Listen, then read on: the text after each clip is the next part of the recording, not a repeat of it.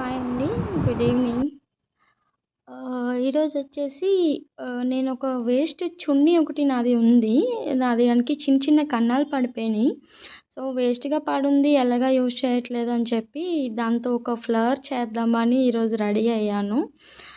ఆహ్, so, first ఏం చేయాలంటే ఆ వేస్ట్ క్లాత్‌ని, ఆ వేస్ట్ చున్నీని మనము జస్ట్ ఎక్కువ అవసరం పడదండి. ఒక చిన్న హాఫ్ మీటర్ కూడా పడదు.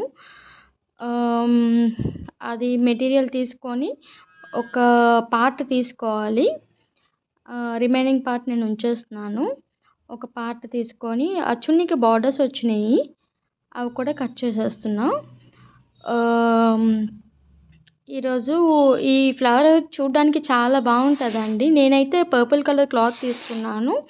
బెస్ట్ ఏంటంటే maybe red colour, pink colour ఇలాంటివి తీసుకుంటే రియల్‌గా ఉన్నట్టే ఉంటది ఫ్లవర్ చేసిన తర్వాత. చాలామంది ఓల్డ్ డేస్‌లో అంటే ఇప్పుడంటే ఎవరు పెట్టుకోవడం లేదు గానీ, ఇంతకుముందు అందరూ ఈ ఫ్లవర్స్ పెట్టుకునేవారు. రియల్‌గా ఉన్నాయని చెప్పేసి తలలో కూడా పెట్టుకునేవారనమాట. So, red colour, pink colour అయితే ఇంకా చాలా బాగా సెట్ అవుతాయి. యెల్లో కలర్ అయినా సరే. ఇదేంటంటే చేయడం ప్రాసెస్ కొంచెం కష్టమే. కొంచెం ఎఫర్ట్ పెట్టాలి. తర్వాత టైమ్ టేకెన్ కూడా. కానీ చేసిన తర్వాత రిజల్ట్ చాలా బావుంటుందండి.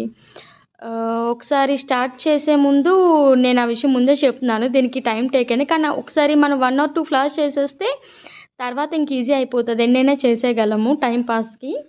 సో, ఫస్ట్ ఏంటంటే నేనొక హాఫ్ బిట్ తీసుకున్నాను. దాన్ని బోర్డర్ అది తీసేసి ఇగోండి ఇలా చిన్న చిన్న పీసెస్ కింద తీసుకున్నాను. దీనికేం లేదు, మనకి ఫ్లవర్ కింద నుంచి పైకి కొంచెం రెక్కల్లాగా మనకు కనిపించాలి అంటే అన్నీ ఒకేలా కాకుండా కొంచెం కొంచెం సైజ్ తగ్గించుకుంటూ కట్ చేసుకోవాలనమాట. సో, పెటల్స్ రావడానికి కనీసం ఒక 6, 7 లేయర్స్ అయినా ఉండాలి కాబట్టి దానికి తగ్గట్టు నేను పీసెస్ కట్ చేసుకుంటున్నాను. ఇక్కడ చూసారు కదా! ఇక్కడ చూడండి, అలాగా 2 పీసెస్ వచ్చినియి. ఇప్పుడు ఇంకో 2 పీసెస్ కట్ చేస్తున్నాను. ఈ 4 వచ్చేసి సేమ్ సైజ్ అయిపోయినాయి కదా! సో, నెక్స్ట్ సైజ్ వచ్చేసి కొంచెం తగ్గించి కట్ చేయడము, లేకపోతే దీనికన్నా పెద్దవి అలాగా కొంచెం పెద్దవి, మీడియం సైజ్‌వి, చిన్నవి అట్లా లేయర్స్ లాగా పెట్టాలి కాబట్టి అలా తీసుకుంటే బావుంటుంది. సో, నెక్స్ట్ పార్ట్ కూడా అలాగే తీసుకుంటున్నాను. ఆహ్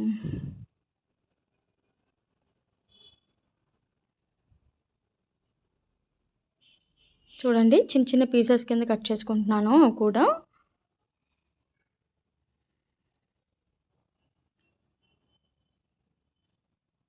చూసారా, కొంచెం సైజ్ తగ్గించాను.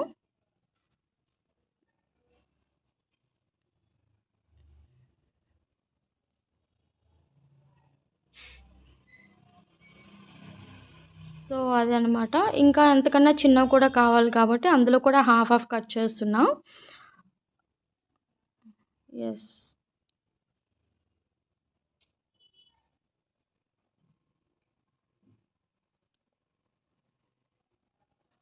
మనం కట్ చేసి పెట్టుకున్న తర్వాత యాక్చువల్లీ ప్రాసెస్ అయితే పెద్దది గానండి. ఇది నేను చాలా చిన్నప్పటి నుంచి నేర్చుకున్నాను. చిన్నప్పుడు చాలా చేసేదాన్నండి.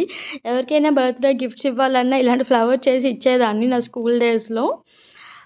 వేస్ట్ క్లాతులు చాలా ఉంటాయి కదా! ఇలాంటి క్లాతులు టైలర్స్‌కి వెళ్ళి నా పర్టిక్యులర్‌గా చెప్పాలంటే టైలర్స్ దగ్గరెళ్లి వేస్ట్ క్లాత్‌లు జస్ట్ ఒక కర్చీఫ్ లాంటి మెటీరియల్ తెచ్చినా, అంత సైజ్ తెచ్చినా మనకు సరిపోతుంది. చూడండి. ఆహ్, ఇప్పుడు నేను తీసుకున్నాను కదా! ఒక పీస్ తీసుకొని దాన్ని 2 టైమ్స్ ఫోల్డ్ చేయాలి అంతే. అంతకు మించి ఇంకేం లేదు. 2 టైమ్స్ ఫోల్డ్ చేసి ఆహ్, లెఫ్ట్ సైడ్, రైట్ సైడు సమానంగా కట్ చేసుకోవాలి. అంతే. ఈక్వల్‌గా రావడానికి మాత్రమే అది. ఇంకేం కాదు. ఈక్వల్‌గా అటు ఇటు కట్ చేసుకోవాలి. అప్పుడు మనకి రాంబస్ షేప్ వస్తుంది పట్టుకున్నప్పుడు. ఈక్వల్‌గా కట్ చేసుకుంటే ఏంటంటే మనకి అటు సైడు, ఇటు సైడు బావుంటుంది చూడడానికి. సో, చూసారా, ఇక్కడ రాంబస్ షేప్ వచ్చింది. అట్లా రావాలనమాట కట్ చేసినప్పుడు. 4 సైడ్స్ ఈక్వల్‌గా వచ్చేలా చూసుకోవాలి. పర్టిక్యులర్ ఏం కాదు. దాని తర్వాత ఏంటంటే మళ్ళీ మనం దాన్ని కొంచెం ట్రిమ్ చేస్తాము. అంటే కాల్చుతామనమాట. కాల్చినప్పుడు ఈక్వల్ అయిపోద్ది. సో, మనము మరీ అంత పర్టిక్యులర్‌గా ఈక్వల్ రావాలని లేదు. ఓపెన్ చేసినప్పుడు ఇలాగా 4 సైడ్స్ వస్తుంది. ఒక బటర్‌ఫ్లై షేప్‌లో వస్తది. అలాగే అన్ని పీసెస్ మనం కట్ చేసుకోవాలి. చూసారు కదా! ఇప్పుడు చిన్నవి, పెద్దవి అన్నీ చేశాం గదా! అట్లనే అన్ని పీసెస్ కట్ చేసుకోవాలి. యాక్చువల్లీ ఈ మెటీరియల్ ఏంటంటే మనము కాటన్ గానీ, లేపోతే సింథటిక్ ఇలాంటివేం ప్రిఫర్ చేయకూడదు.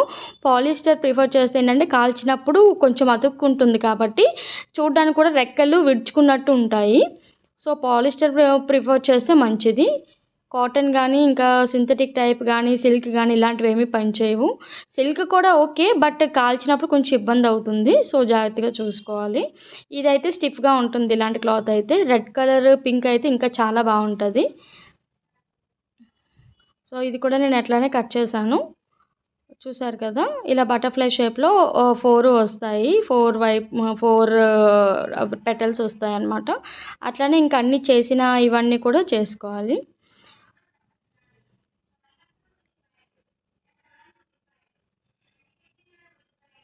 కొన్ని పెద్దవి, చిన్నవి తీసుకుంటా ఉండాలి. ఇలా కట్ చేసి పెట్టుకోవాలి. మరీ ఎక్కువ కూడా అవసరం లేదు. క్లాత్ టైప్ మాత్రం ఇదే చూసుకోండి. పాలిస్టరే తీసుకోండి.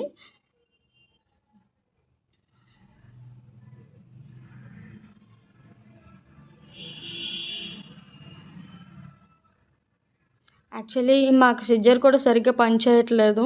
అది కూడా నా దగ్గర క్లాత్ ఏం లేదు. చున్నీ ఎప్పటినుంచో వాడడం లేదు కదా! కన్నాలు పడిపోయినాయి అని చెప్పేసి తీశాను.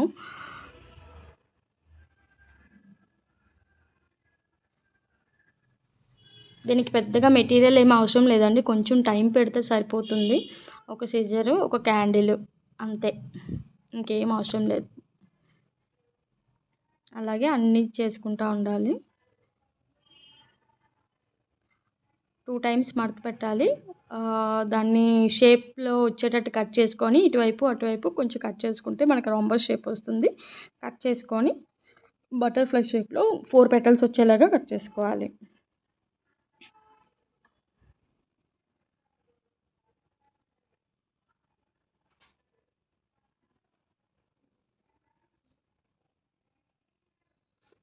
అన్నీ అంతేనండి.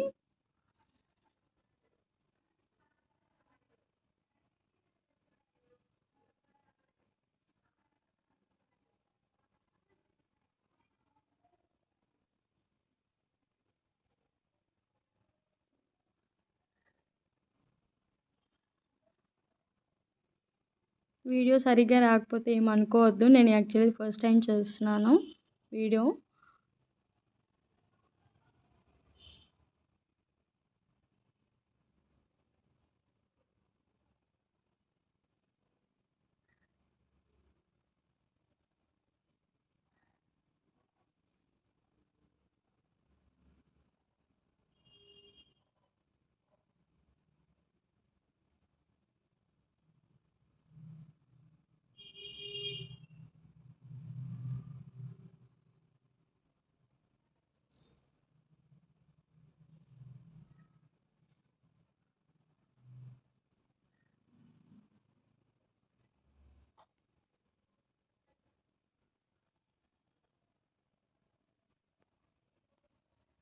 అలాగే అన్ని పీసెస్ కట్ చేసుకోవాలండి.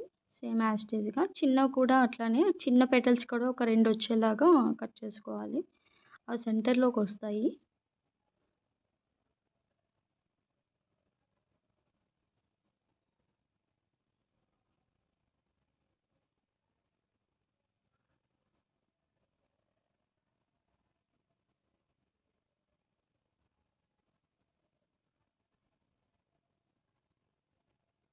అయిపోయిందండి. ఇప్పుడు ఆ వేస్ట్ అంతా తీసేస్తున్నాను చిన్న చిన్న పీసెస్.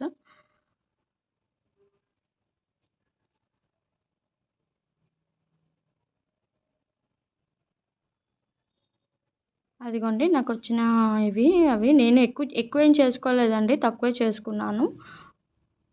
కొంచెం మంచి కొన్ని క్లాత్ ఉంటాయండి. పాలిస్టర్ చున్నీ క్లాత్ కాకుండా నార్మల్‌గా పాలిస్టర్ టైపు అంటే బ్లౌజ్ పీసెస్ లాంటివైతే స్టిఫ్‌గా చాలా బాగా నించుంటాయి. అవి కాల్చాక కూడా చాలా స్టిఫ్‌గా ఉంటాయండి. ఇప్పుడు ఇవి మనము తయారు చేసుకున్నాం కదా! వీటిని మనం ఇప్పుడు కొంచెం లైట్‌గా కాల్చుకోవాలి. కాల్చుకుంటే ఏంటంటే మనకి స్టిక్ అవుతుంది. పాలిస్టర్ టైప్ కదా! సో, కాల్చుకున్నప్పుడు జాగ్రత్తగా ఉండండి. నాకైతే చాలా భయం. నేను కాల్చాను. చెయ్యి కూడా అంటుకుంటుంది. కొంచెం జాగ్రత్తగా చూసుకోండి.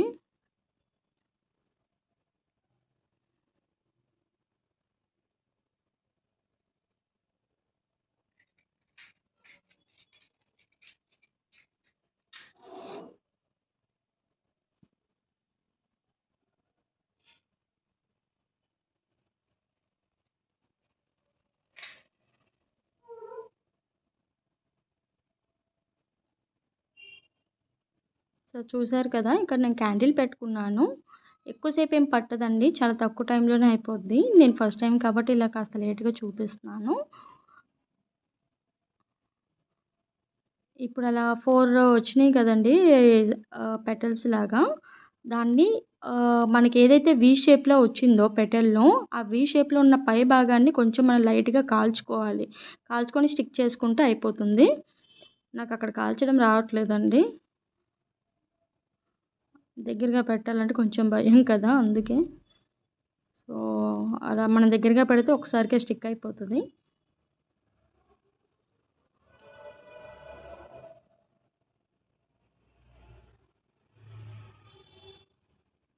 అలాగే 4 వైపులు కూడా అట్లానే కాల్చుకోవాలి.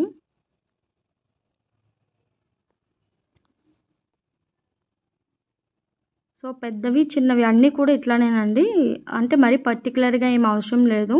అవి 2 పెటల్స్ ఇలాగ షేప్ అంటుకునేంత వరకు ఉంచితే చాలు. మనకొక రెక్కలాగా రావాలనమాట ఫ్లవర్‌కి.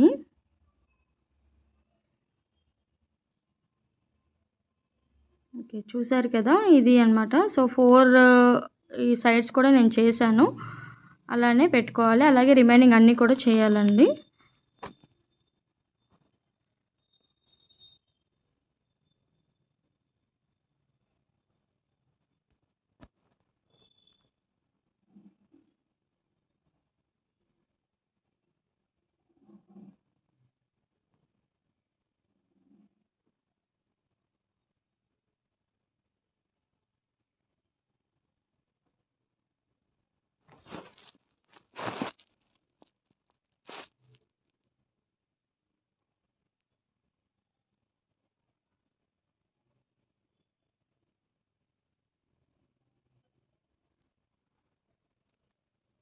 సో, చూడండి నేను అన్నీ చేస్తున్నాను అట్లానే.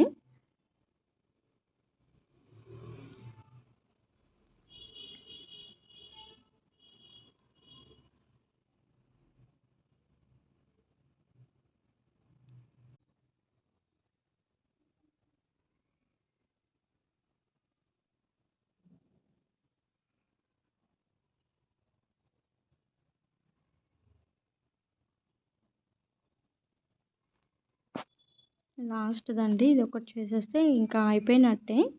జస్ట్ మనం ఇవన్నీ పెటల్స్ అన్నీ లైన్‌లో పెట్టుకొని, ఒక సూది దారంతో కొంచెం కుట్టేస్తే, ఇంకా అవి విడవనమాట. మూవ్‌మెంట్ ఉండదు. ఒక ఫ్లవర్ లాగా తయారవుతుంది.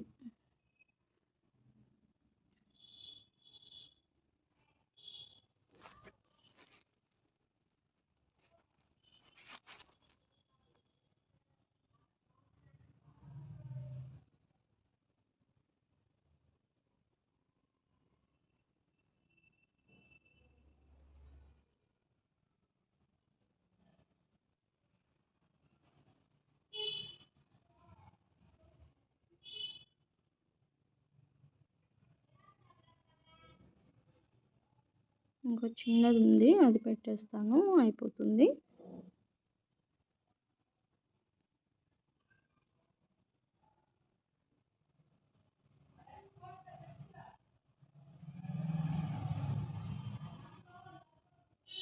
అంటుకోవట్లేదండి అసలది.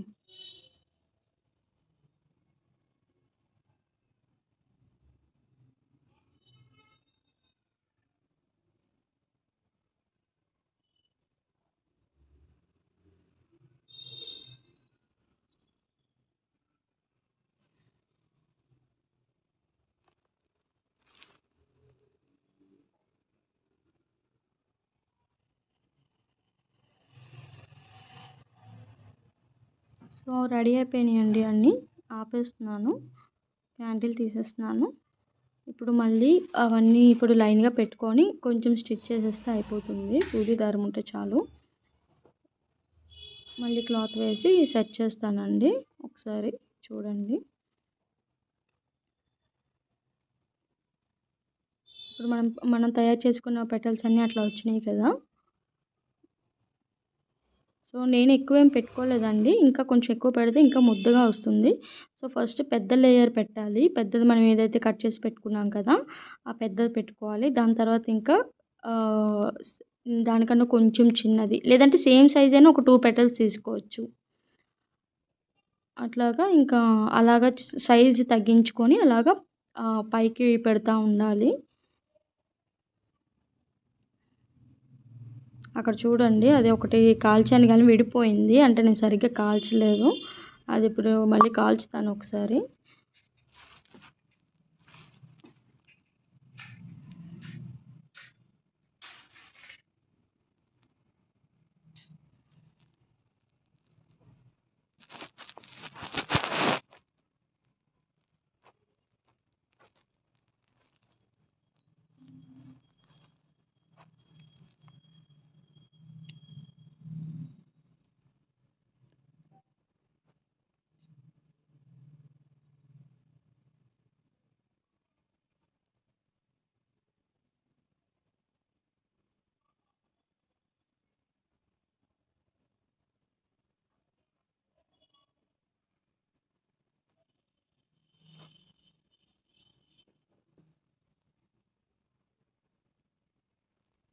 కాల్చానండి. మళ్ళీ ఇప్పుడు అది పెట్టుకుంటున్నాను కరెక్ట్‌గా.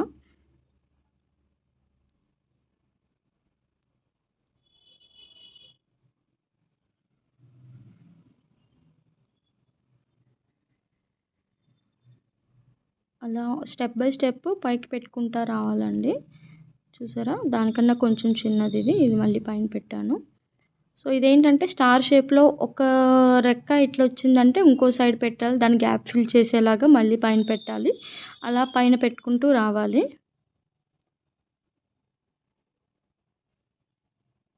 అలాగా చిన్నది ఇంకా లాస్ట్ వచ్చేసరికి చిన్నది పెట్టాలి సెంటర్‌లో. చూడండి అలాగా అక్కడ స్టిచ్ చేసేస్తే సెంటర్‌లోని ఫ్లవర్‌లా కనిపిస్తది మనకి. ఇంకా స్టిఫ్‌గా ఉండే క్లాత్ అయితే ఇంకా చాలా బాగా కనిపిస్తుందండి. ఎవరు రియల్ ఫ్లవరా లేకపోతే క్లాత్ ఫ్లవరా అవి చెప్పలేరు. నాకు సూది కనిపించడం లేదండి. ఎక్కడో పెట్టాను గుచ్చి. అదే వెతుకుతున్నాను. హుహు. అయ్యో! ఎక్కడో పెట్టాను దారం పెట్టి కనిపించలేదు.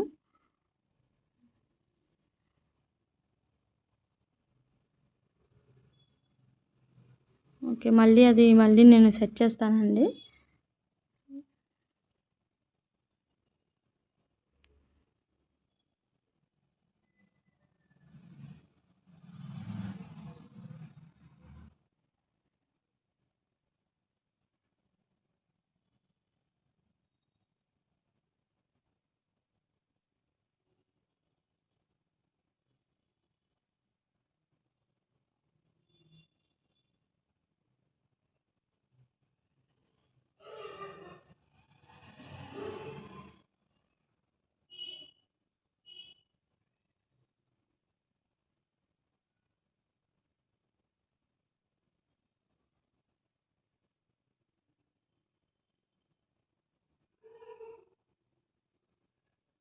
ఇలాగా స్టెప్ బై స్టెప్ రెక్కలొచ్చేలాగా ఔట్ సైడ్‌కి ఉండాలి. ఇంకా పైనుంచి ఇంకా పైకి చిన్నదొచ్చేలా చూసుకోవాలి.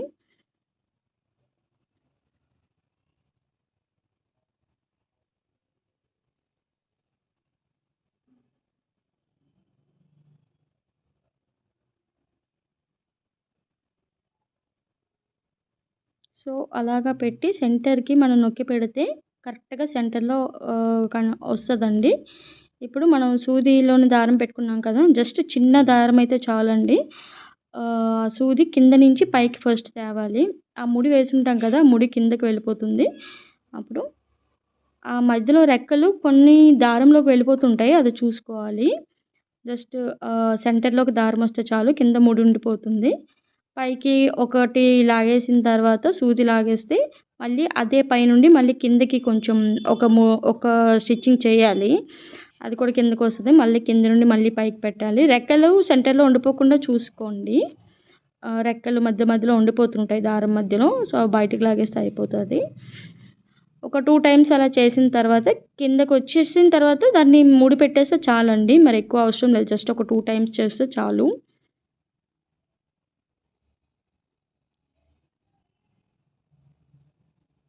అంతే చాలండి. ఇంక అంతకు మించి అవసరం లేదు.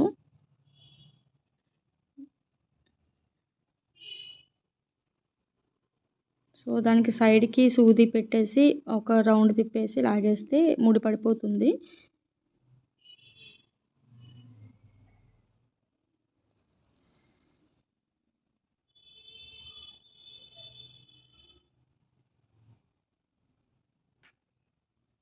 అయిపోయిందండి.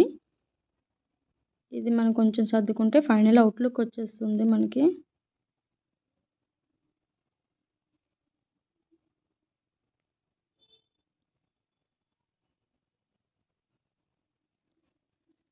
సో, ఇదండి.